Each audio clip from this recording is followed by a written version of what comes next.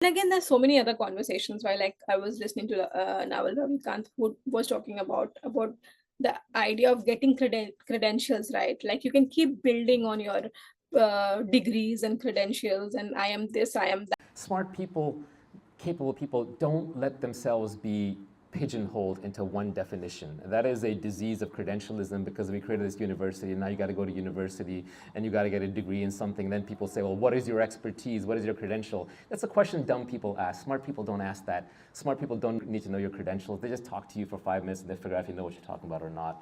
And a really good person, a so-called natural philosopher, can be good in any branch of anything. Nature has no boundaries. Nature has no concept of mathematics versus physics versus chemistry. It is all one thing.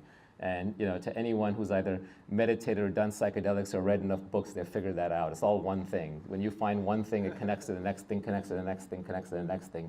And true creativity jumps boundaries. It can go from anywhere to anywhere. It doesn't have to follow a path of interconnections in between. That, but ultimately the people who are winning here are the people who are ready to learn on their own, ready to challenge their own learning by collaborating, networking. And if someone even wants to take a job, what companies want these days is they want your skill. They don't want your degree. So if you have a degree but you don't have skill, they're not going to take you because they have to train you again. Like this is this, this is that. And the guys like were self-learned themselves. Like this is why like self-learn started, because it has to-do app and AI assistant, so you can self-learn yourself. Like you can self-learn. So that's what. And what clearly shows that people are self-learning is the growth in these content creators, right? Now, I can just keep talking one by one about these different content creators. I'll give some examples. You can see Ankur Warikoo, right? A businessman turned into a content creator, and he's talking about how you should invest, about what. The foray into content creation is certainly at the level that it is today by accident. While I've been creating content for several years now, I've been maintaining a blog for 17 years now. I've been creating content on LinkedIn for 10 years. My YouTube channel started in 2017, but almost all of the success that has come through has come in the last 2.5 years. And I think it was just being at the right place at the right time, where the pandemic was there. People had a lot of time on my hands. I had a lot of time on my hands, and things just came together. Even if you take Varun Maya, he was a software engineer and then he shifted to YouTube. Why are you doing content if you're running a business? We recognize that content brings us leads and users. And I think content really allows you to build that channel of trust, because you're sort of talking to them hundreds of times without expectation. And then at some point, they're like, I want to do something with this person. Everyone that I watched on YouTube that I really love, I now have the opportunity to work with some of them. What I've also learned, and the reason I'm a content creator, is you can partner with amazing teammates. We have some really smart engineers, for example, who work with us. Why do they work with us when they can work at any other company? Because they're like, I know if I work here, 1 million users will use what I build. And all smart engineers have realized this, right? You build something, nobody comes if you don't have distribution. But you partner with somebody like us, you know it's going to get some number of views. And from there, it's PMF, right? Either the product works or it doesn't work and it dies. But at least you got a shot of day, because there's a graveyard of products built by people, nobody cares about them. That's why of all the things I can be, the most important thing for me to be, at least for the next couple of years, is a content creator. Yeah, and then he talks about distribution, right? That if you are creating content and if you're good at this, you are basically distributing your content through different channels, right? Now, there are so many other examples. Everybody is slowly turning into this content creator. Like you have content creator and influencer.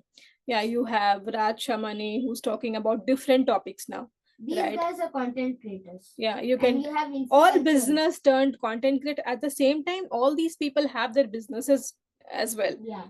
And they are saying that either they are using the content creation to supply their business, or they are using their business to support their content creation. It's like both ways. Now, Ali Abdal started with content creation for so many years, and now he made enough money. Now he's building apps. Now he's also building courses, right? So how did you go about building your multi-million-dollar empire? If you told me at the start that it was going to be a multi-million-dollar pound empire, I'd have lost my mind. The first 3 years was, I'd say the first 2 years was pretty challenging because I was doing everything myself. That's when I first started out my YouTube channel. Initially, actually, the YouTube channel was content marketing for my first business, which helped people get into med school. So I thought, hey, content marketing, let's make videos teaching kids how to get into med school. Some of them will buy my course. Great, happy days. And those videos started to do well because, again, I was using an unfair advantage. I was a Cambridge medical student teaching people how to become Cambridge medical students. Almost no one else outside of my year group could have made videos like that. And I was me and one other person were the only two people doing it. And so for those first 2 years, first I was, in my final year of med school, and then I was working full time. Their content is only getting better and better, right? Varun Mayur does so many podcasts with AI. They have made something like that. You see Nikhil Kamath, how, such a successful person now coming to podcast discussing interesting topics.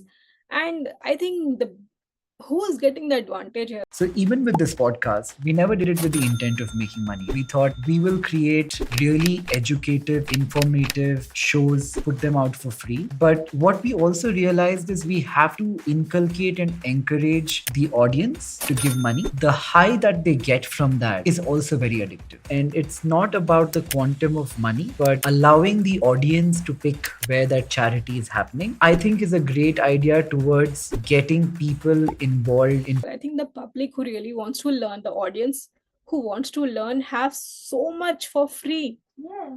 Right? But again, if you have so many things for free, then you take it for Okay, everything is available basically for free. You can learn anything you want for free. It is not a question of learning. So I think colleges are basically for fun and to prove you can do your chores, but they're not